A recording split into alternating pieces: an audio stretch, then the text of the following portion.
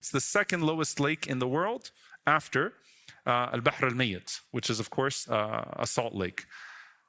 So he then says, tell me about An-Nabi al-Ummi. Very interesting, by the way. He used the same terminology that Ibn Sayyad used. Tell me about the prophet of the illiterates and what he has done. So we said he has left Mecca and he has settled in Medina. And he said, have the Arabs fought against him? And we said, yes. And he said, how did he deal with them? He said he overcame all of them and they followed him. And he asked, have they actually been defeated by him? Has he actually overcome them? And have they actually followed him? And he said, yes. So they said, Man ant? Who are you? فقال أنا الدجال. I am الدجال. خرج نبي الأميين. That verily the prophet of the illiterates has come out. And as you answered all of these questions, and you said that he has been followed, ذَلِكَ خَيْرٌ لَهُمْ, that's better for them. And he then said, I will soon be permitted to leave this place. I will emerge and travel over throughout the earth. And 40 nights I will pass through every single town except for Mecca and Tayyibah, except for Mecca and Medina, for these two have been forbidden to me. And every time I try to enter one of these two places, I will be met by angels bearing unsheathed swords who will prevent me from entering. There will be angels guarding those two cities from every single route that leads to them. The Prophet ﷺ, as he is recounting the story that Tamim ad-Dari shared, and Tamim is sharing what happened to him on that narration.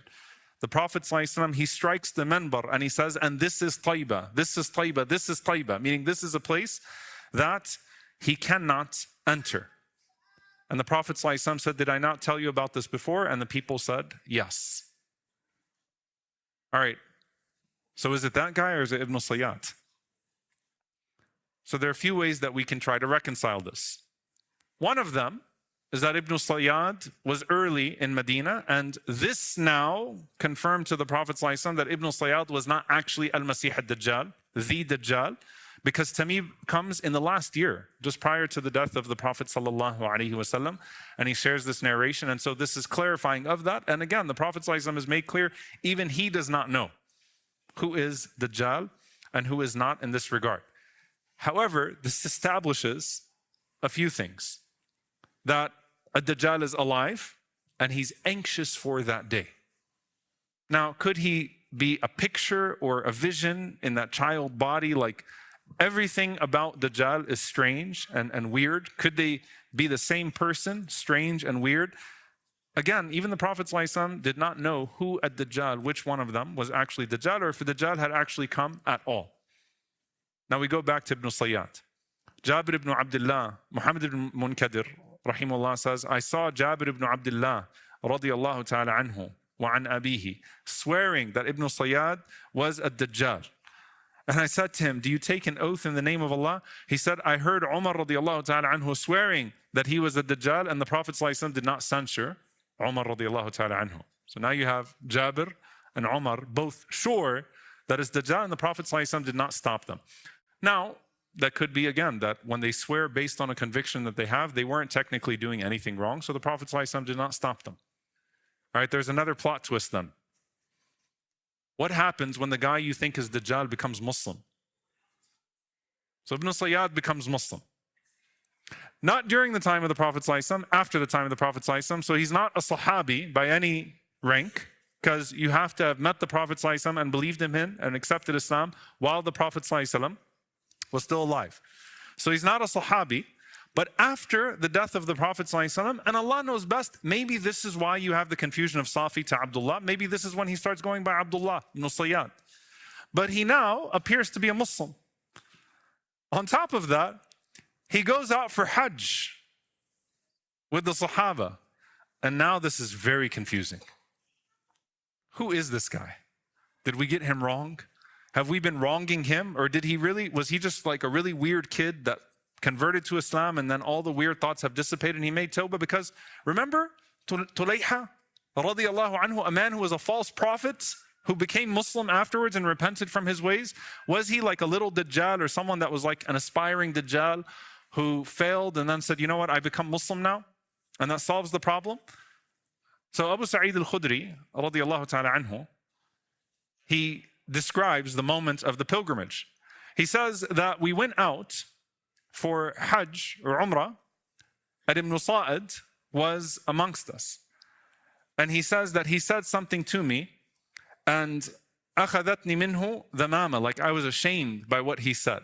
Basically, you can imagine that nobody wanted to be anywhere around him. VIP, super VIP, I don't care if he's in Aziziyah or Kapsha or the Towers, no one wants to be in the package with Ibn Sayyad, right? You do not want that guy to be your roommate. You're afraid of him. He's still kind of weird, right? He acts strange. We don't know what we want to do around this man. So Abu Sa'id says, like, we were there and people were kind of avoiding him. And then he brought his luggage and he placed it next to my luggage under the tree. And I said, you know, it's a lot of heat and there isn't much shade that can cover both of our luggage. How about you put your luggage under that tree? So Abu Sa'id asked him to put, radiyallahu anhu, his luggage under another tree. Then he said, then a flock of sheep came. And Ibn Sayyad went and he milked the sheep and he brought some milk to me and he said, Abu Sa'id, drink the milk. And I said, you know, it's really hot outside and the milk, by the way, he actually is making these excuses. He said it's really hot and the milk is not cold, it's hot and I'm okay. I don't want to drink from the hot milk. And he said what I really didn't want was to drink from his hands. I don't know what this guy's up to. I still don't know what he is or what he does. So then he said, he made me feel really bad. He said, Ya Abu Sa'id, I think that the best thing that I should do is take a rope and hang it to the tree and hang myself in front of the people because of all that they're saying about me. So Abu Sa'id felt really bad. Like, oh wait, now he seems to be like a sincere person now that maybe repented from his strange ways and now he's a Muslim and people are treating him badly and we should accept his tawbah. So he said, Abu Sa'id, all of these people, the people of the Ansar, do they not understand the words of the Prophet sallallahu alaihi wasallam? You in particular, Abu Sa'id is a scholar of Hadith, one of the most knowledgeable of the companions. Do you not know what the Prophet ﷺ said? Didn't he say that Dajjal would be a kafir? And here I am, I'm a mu'min, I'm a believer. Abu Sa'id said, yes. He said, didn't Allah's Messenger ﷺ say that he would be barren and Dajjal would have no children? I have children that I left in Medina. So Abu Sa'id said, you're right. He said, didn't Rasulullah ﷺ say that Dajjal could not get into Medina and Mecca, but I came from Medina and I just came to Mecca, like I just did Hajj with you. So Abu Sa'id said, yes. And he said, you know what? Like at that point, he said, kittu an a'dirahu, like I was about to accept all his explanations. I felt extremely bad. He said, so clearly I am not him. He said, but I know who he is.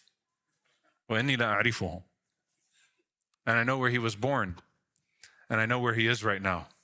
Abu Sa'id is like, Ya Allah. This guy just gave all these explanations and made me feel sorry for him. And now he's saying, I'm not Dajjal, but I know who Dajjal is and I know where he is. So Ibn Sayyad, when he says that to him, Abu Sa'id is like, okay, like I took a step back again. And you know what he says? Abu Sa'id said, so like you want to be him? Is that what it is? Like I know who he is and where he is. And he says, أَمَا وَاللَّهِ لَوْ عُرِضَ عَلَيَّ أَنْ أَكُونَ أَنَا هُوَ مَا كَرِهْتُ. So Ibn Sayyad says, if I was offered to be Dajjal and I could be Dajjal, I wouldn't refuse the offer. So Abu Sa'id says, I said to him, تَبًّا لَكَ سَائِرَ الْيَوْمِ, like basically get lost. And I left him alone and I went on with my day. So who is this guy? You know, it's like, subhanAllah, it's like you got a joker and aspiring jokers.